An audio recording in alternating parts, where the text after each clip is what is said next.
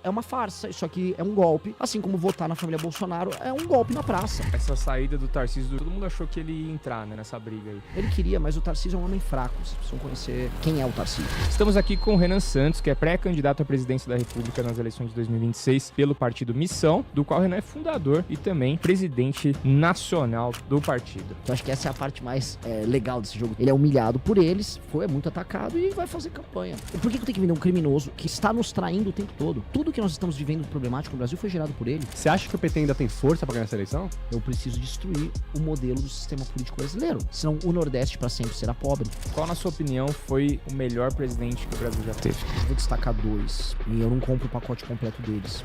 De maneira alguma.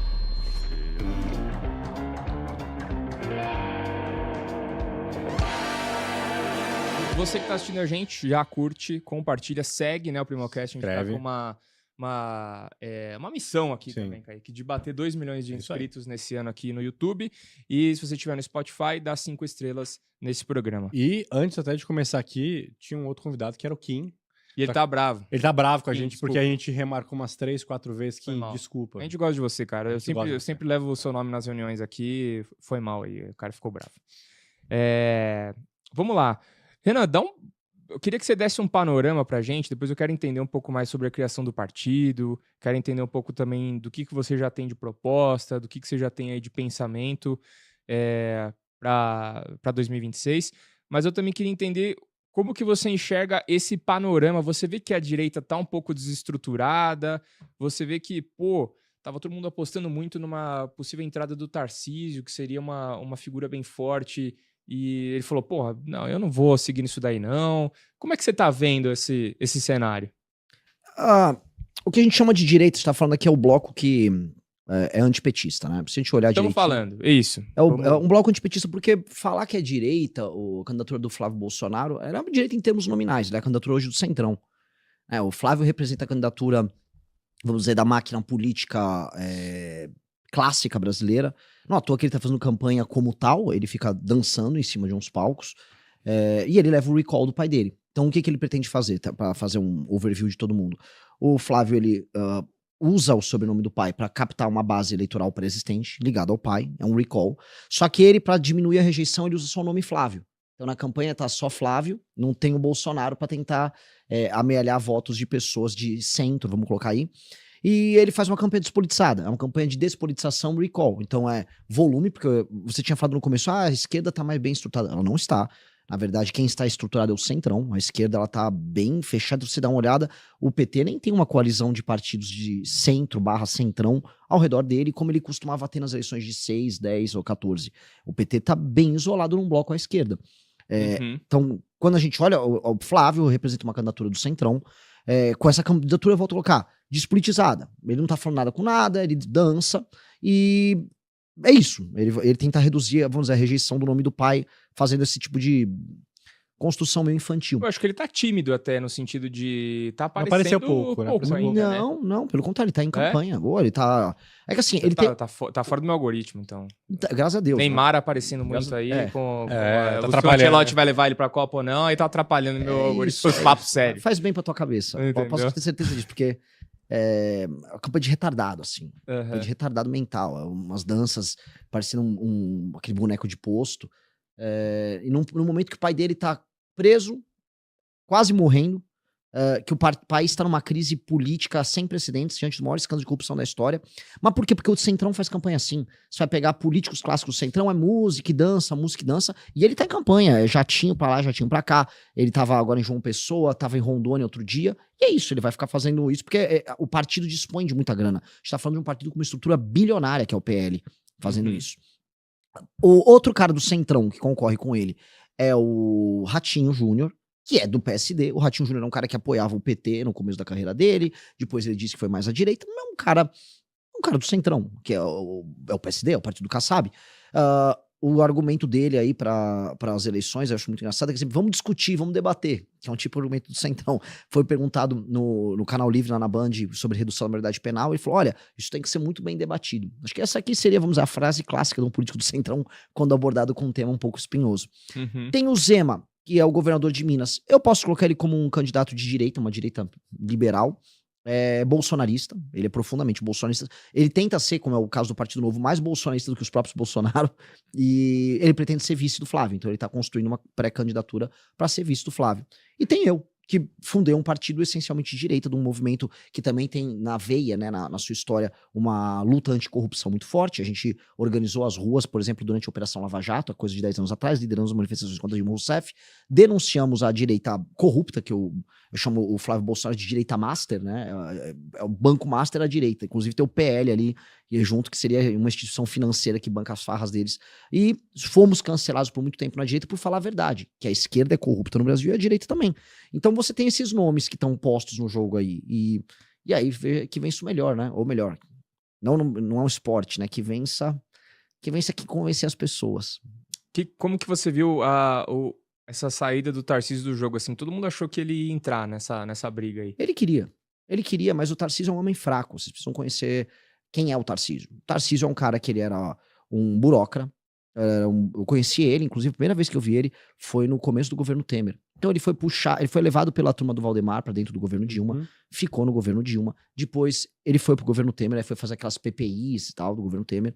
Disso ele foi puxado aí sim como ministro no governo do Bolsonaro, aí o Bolsonaro lançou ele como candidato. Então ele é um cara, vamos dizer, a natureza dele é a de um burocrata, ele serve o líder em questão. Se o líder é a Dilma, ele serve a Dilma, se ele o governo é o Temer, ele vai servir o Temer, na época ele serviu o Moreira Franco, depois o Bolsonaro. E quando ele foi se ensaiar, porque o Centrão começou a comer a cabeça dele, você é o candidato, você ganha, tal, eu nunca vi viabilidade nisso, porque primeiro a família Bolsonaro era dona do ticket. Quem era dono do ticket, serei candidato à direita pra presidência em 26, era a família. Quem definiria a família? Ficaram vendendo que o Ciro Nogueira, vamos falar a verdade, ele ficou fazendo preço no mercado, que ele iria montar a chapa, que já tava tudo fechado, que a família Bolsonaro ia se contentar com, vamos dizer, ficar olhando, e só faltou combinar com a família Bolsonaro. Então eu realmente nunca achava. Você vai pegar, tem podcast, tem vídeos meus do final do ano passado já falando, gente, esqueçam o Tarcísio, não faz nenhum sentido pra família permitir que um cara leve todo o vigor eleitoral deles, enquanto eles ficam chupando o dedo. Aí depois, vamos supor, ele ganha uma eleição, ele vai abandonar eles, que é o que todo mundo pretende fazer com uma família Bolsonaro, porque não confia neles.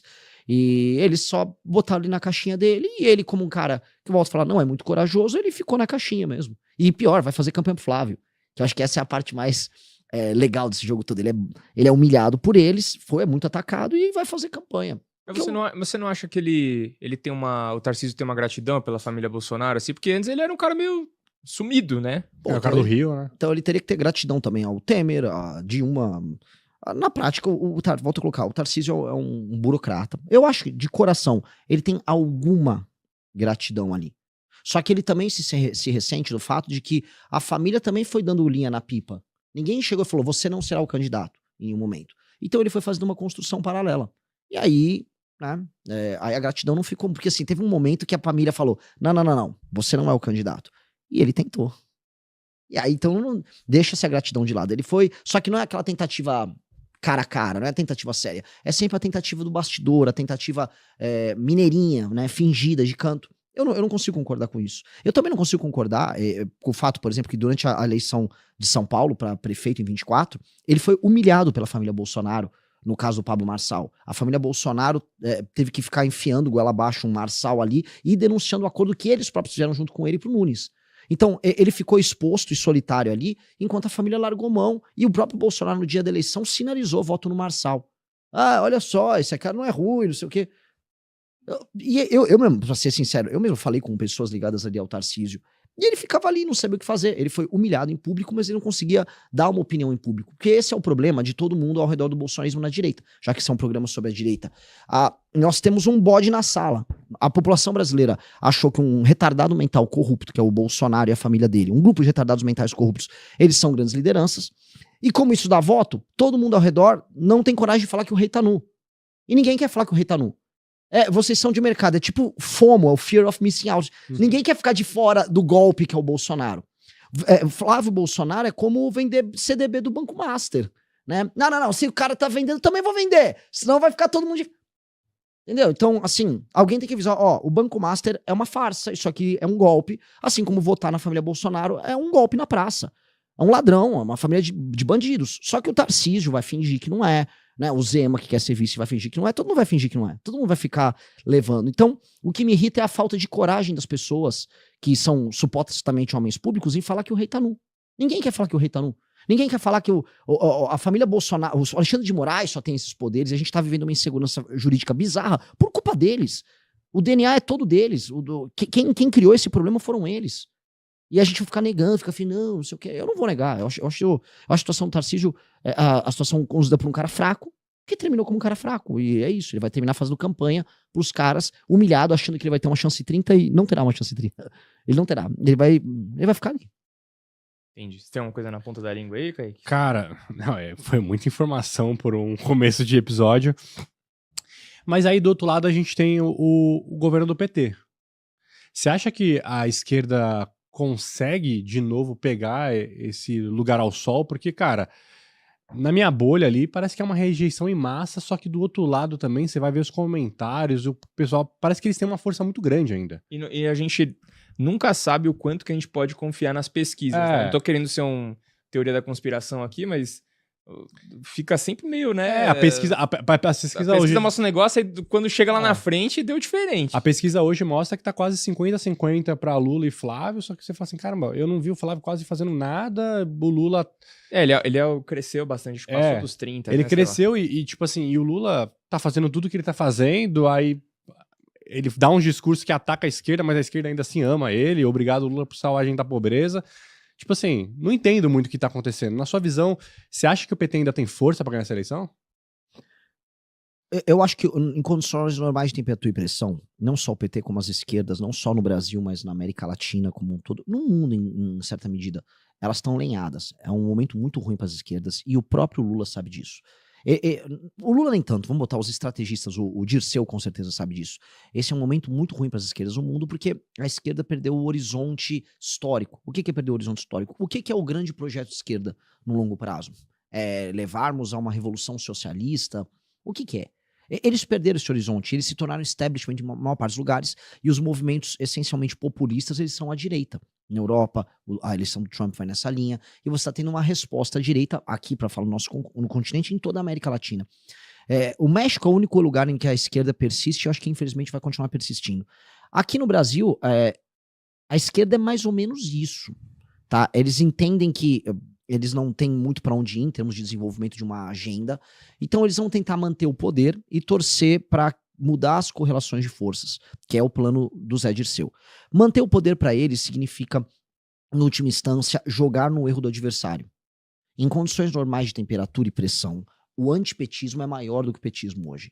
O antipetismo. Só que o antipetismo capitaneado pela família Bolsonaro, ele não tem vigor, porque ele tem vamos botar aqui, uma alta rejeição nas pessoas conforme elas adquirem um pouco mais de consciência. Então você vai pegar grandes centros urbanos, vai pegar as pessoas mais jovens, as pessoas não compram a família Bolsonaro. Foi esse o motivo da derrota do Flávio em 2022. E o PT pretende fazer o quê? O PT pretende que o Flávio seja o candidato. Vocês vão reparar, a esquerda e o governo federal institucionalmente não começaram nenhum ataque contra o Flávio.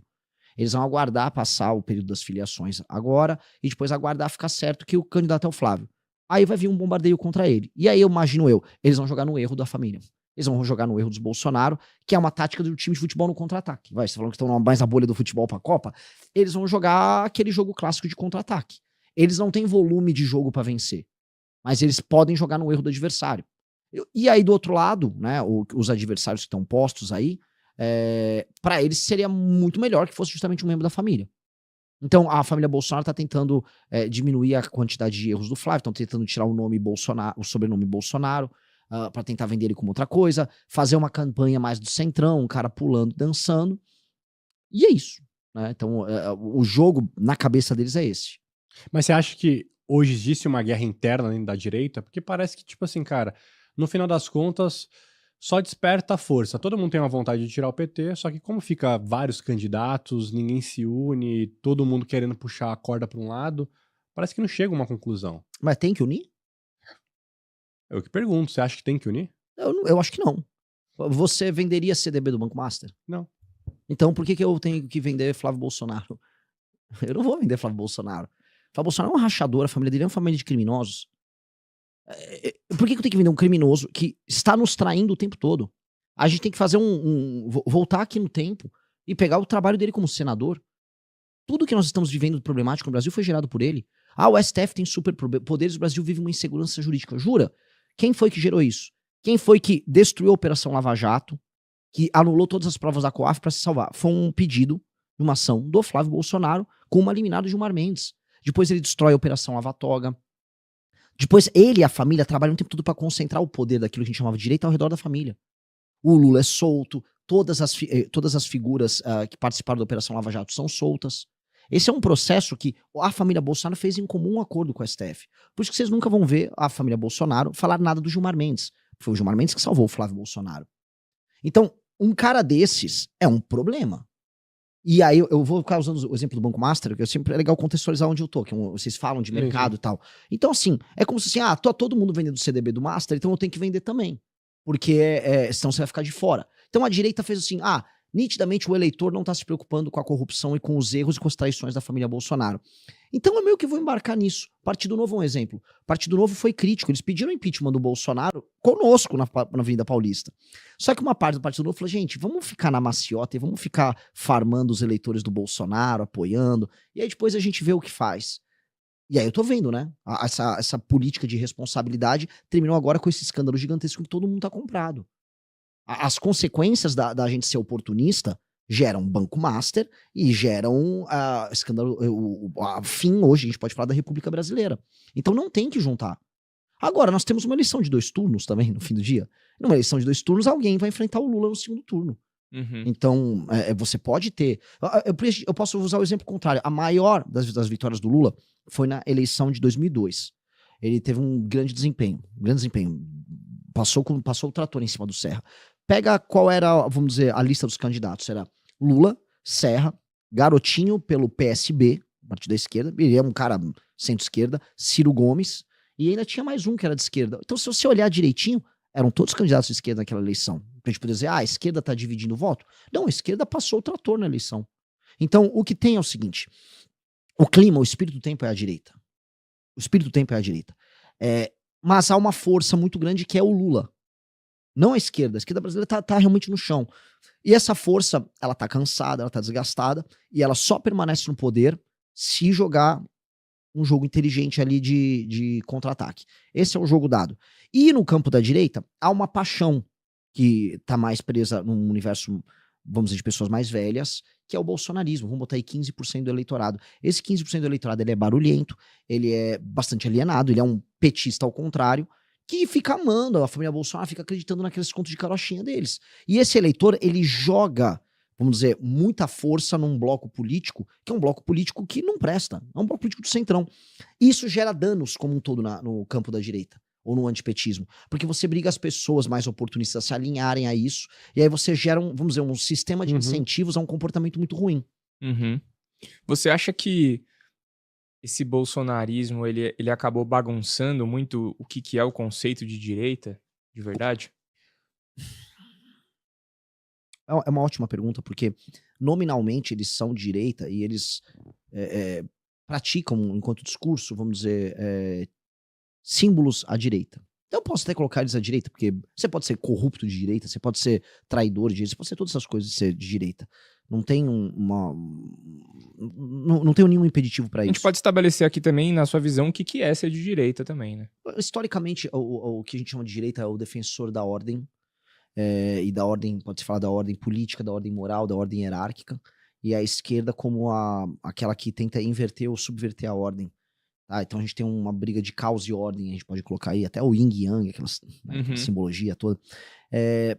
Então o bolsonarismo, ele se apropria dos símbolos da direita, sendo eles próprios, vamos dizer, brasileiros típicos na política. A gente pode colocar aí, que é o cara do centrão, o cara que tá na política para fazer um patrimônio, para ficar abastecendo determinado eleitorado. O que eles tiveram foi algo que foi muito específico dos anos 10, vamos colocar aqui, que foi o surgimento das redes sociais, e aí as pessoas se identificarem dentro dessas bolhas com seus símbolos. Por isso que quase todos esses heróis da direita no mundo inteiro surgiram nos anos 2010. Eles não vêm nos anos 2000. Eles são um fenômeno dos anos 2010, 2014, 15, 16, 17, 18... Né? Tudo surge mais ou menos ali, todos esses nomes internacionais que a gente vê. E o Bolsonaro foi essa versão no Brasil. né? Então as pessoas começaram a fazer uso de redes sociais, e especialmente os mais velhos, isso é parecido com o Trump. Eles geram uma identificação no